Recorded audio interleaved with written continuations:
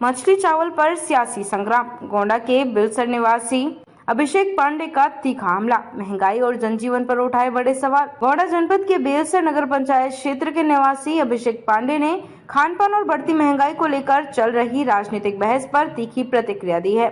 उनके बयान के बाद स्थानीय स्तर पर चर्चा तेज हो गई है और यह मुद्दा लोगों के बीच बहस का विषय बन गया है। अभिषेक पांडे ने मछली चावल को लेकर अलग अलग राज्यों में अपनाए जा रहे नजरिए पर सवाल उठाते हुए कहा कि क्या उत्तर प्रदेश में मछली चावल को मांसाहारी माना जाता है और पश्चिम बंगाल में इसे अलग तरीके से देखा जाता है।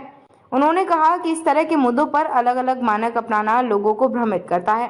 उनके अनुसार चुनावी माहौल में वोट हासिल करने के लिए कई बार नेता और दल अपनी परंपराओं, विचारों और सिद्धांतों से समझौता करते नजर आते हैं, जो समाज के लिए सही संकेत नहीं है। उन्होंने आगे कहा कि खान पान जैसे व्यक्तिगत और सांस्कृतिक विषयों को राजनीतिक बहस का हिस्सा बनाना उचित नहीं है, क्योंकि इससे समाज में अनावश्यक विवाद पैदा होते हैं। लोगों को जोड़ने के बजाय ऐसे मुद्दे विभाजन की स्थिति भी पैदा कर सकते हैं। इसी के साथ अभिषेक पांडे ने बढ़ती महंगाई को लेकर भी सरकार पर सवाल उठाए। उन्होंने कहा कि गैस सिलेंडर, पेट्रोल और डीजल की कीमतें लगातार बढ़ती जा रही हैं, जिससे आम जनता पर आर्थिक बोझ पड़ रहा है। खासकर गरीब और मध्यम वर्ग के लोगों के लिए रोजमर्रा की जरूरतों को पूरा करना कठिन होता जा रहा है। अभिषेक पांडे ने सरकार से अपील करते हुए कहा कि महंगाई पर नियंत्रण के लिए जल्द से जल्द ठोस और प्रभावी कदम उठाए जाएं। उन्होंने कहा कि यदि समय रहते इस दिशा में कार्रवाई नहीं की गई तो आम जनता की परेशानियां और बढ़ सकती हैं। उन्होंने अंत में कहा कि सरकार का प्राथमिक उद्देश्य आम लोगों को राहत देना होना चाहिए, ताकि हर वर्ग के लोग सम्मानजनक जीवन जी सकें और उन्हें बुनियादी जरूरतों के लिए संघर्ष न करना पड़े। पत्रकार जुनैद अहमद, उत्तर प्रदेश स्टेट हेड, गोंडा।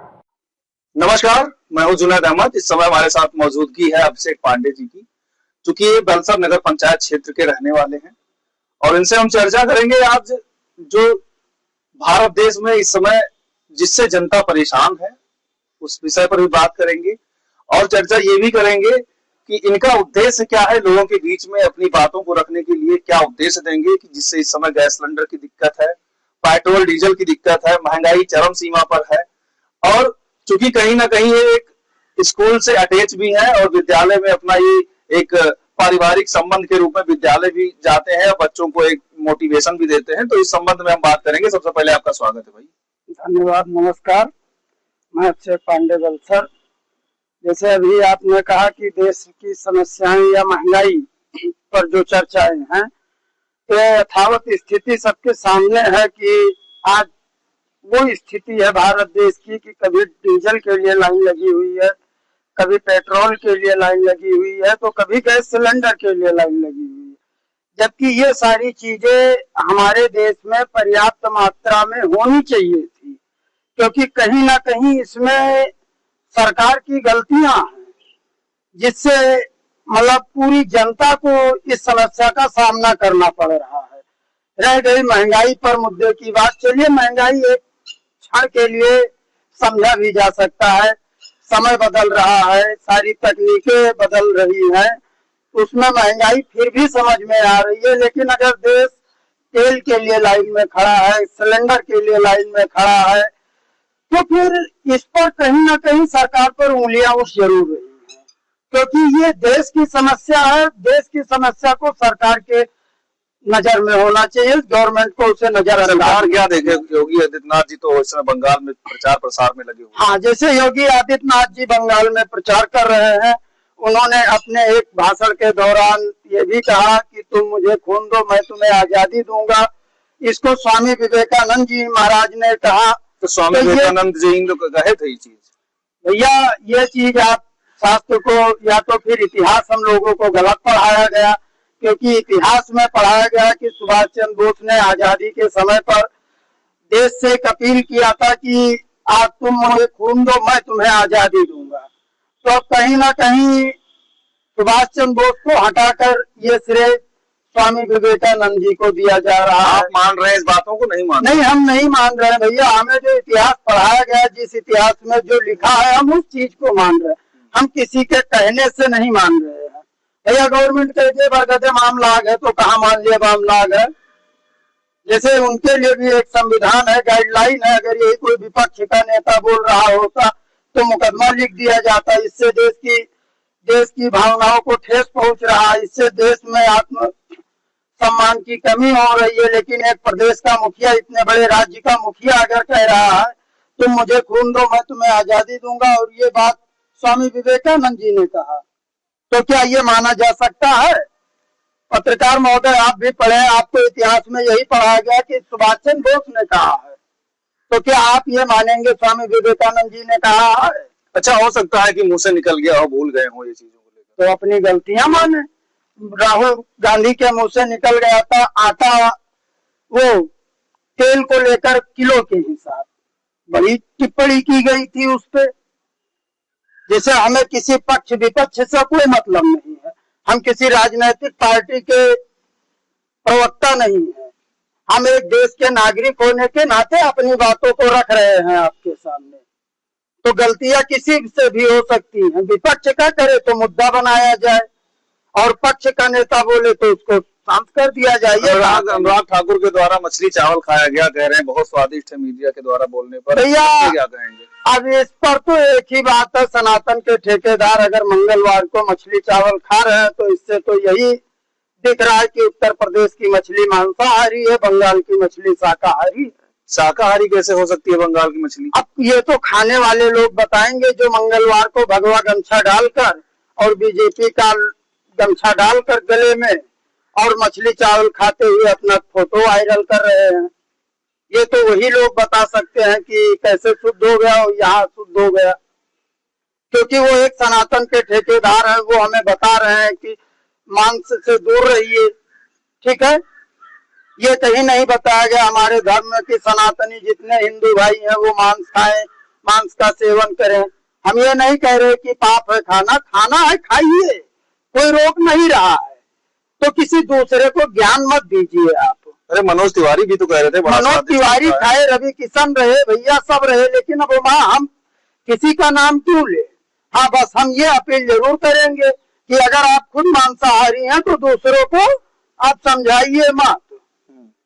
जैसे आप ही की सरकार गौ हत्या पर रोक लगा रही है और आप ही के पार्टी के नेता बैठकर मांस और चावल खा रहे हैं, तो ये कहाँ तक समझ? गौ हत्या पे रोक लगा रही है ना, अरे भैया गौ हत्या पे रोक लगा रही है, गाय का मांस है, मछली या बकरी या जो भी अदर चीजें हैं उसका मांस नहीं है।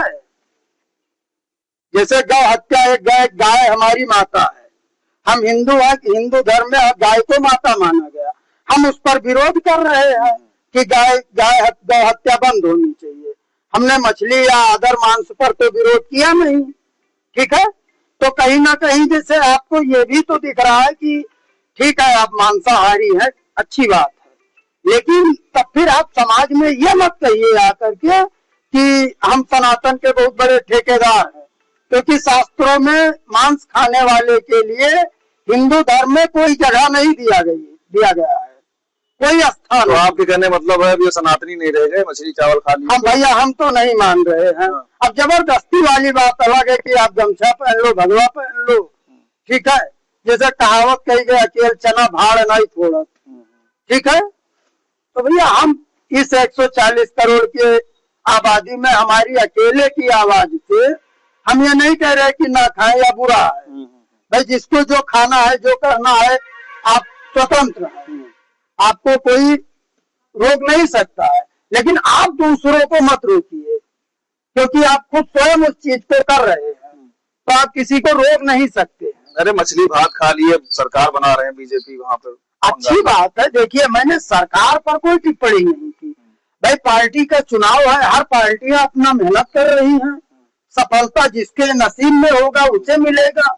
हमने ये नहीं कहा कि आप सरकार बनाने के लिए जाओ कुएं में कूद जाओगे। कुएं में थोड़ी कूद गए। अरे यार, तो क्या आप मांस खाओगे? आप अगर एक पंडित, तो मांस खा लिए, अब सरकार मांस के पंडित बन रही है तो बना लिए, क्या दिक्कत है? और जब ऐसी बात है कि हम मांस खाकर सरकार बनाएंगे तो भैया अच्छी बात है, बना लीजिए, हम कौन सा रोकने जा रहे हैं वहाँ, लेकिन गलत है। हाँ, और गलत का विरोध हमेशा होगा। अच्छा, मोदी जी झाल मूढ़ी खाए थे वहां पर जाकर के, बहुत वीडियो वायरल हुआ है, उस पर अच्छी बात है भैया, जैसे देश के हमारे माननीय यशस्वी प्रधानमंत्री हैं वो, ठीक है, अगर 10 रुपए झाल मूढ़ी खा लिए तो क्या बुरी बात है? अच्छा ही है। हाँ बस थोड़ा दुख ये हुआ कि 10 रुपए की झालमुरी खरीदे। अरे कम से कम 100, 200, 500 की, कि उस गरीब आदमी का भी भला हो जाता। ठीक है, हाँ कुछ दे दिए होते कुछ दे दिए होते उस गरीब का। जैसे झालमुरी बेचने वाला 10-20 रुपए का। ममता बनर्जी कह रही है वो सेटिंग था, माइक वाइक लगा के गए थे जनता को दिखाने के लिए। देखिए ममता बनर्जी कह रही है या पार्टियों को लेकर मैं कोई टिप्पणी नहीं कर रहा हूँ। जैसे ना मुझे किसी बंगाल पार्टी से या मतलब बीजेपी या ममता बनर्जी या किसी समर्थित दल से हमें कोई वो नहीं है, क्योंकि चुनाव है, चुनाव में सबका अधिकार है, सब लोग अपना अपना प्रचार कर रहे हैं, अपना मेहनत कर रहे हैं, जिसके नसीब में सफलता होगी उसको मिलेगी। ठीक है, ये थे अभिषेक पांडे जी, जिन्होंने अपनी बातों को बेबाकी से रखते हुए अपने अंदाज में एक तरह से विरोध भी किया सनातन धर्म को लेकर के। इनका सीधा कहना है कि जो मछली भात खा रहे हैं, जो मांस खा रहे हैं, वो सनातनी हो ही नहीं सकते। और अगर वो कह रहे हैं कि हम सनातन हैं, तो हम अपनी तरफ से बिल्कुल नहीं मानते कि वो सनातनी है, क्योंकि सनातनी जो होता है वो मांसाहारी नहीं हो सकता, वो मांस नहीं खा सकता। सीधा सीधा आरोप इन्होंने, जो जितने वहां पे लोग मछली चावल खाए थे, चाहे वो अनुराग ठाकुर हो, चाहे वो मनोज तिवारी हो, सबके प्रति इनकी जो इच्छाएं थी, इन्होंने अपनी इच्छाओं को रखकर यहाँ मीडिया के सामने अपनी बातों को रखा। बहुत बहुत धन्यवाद।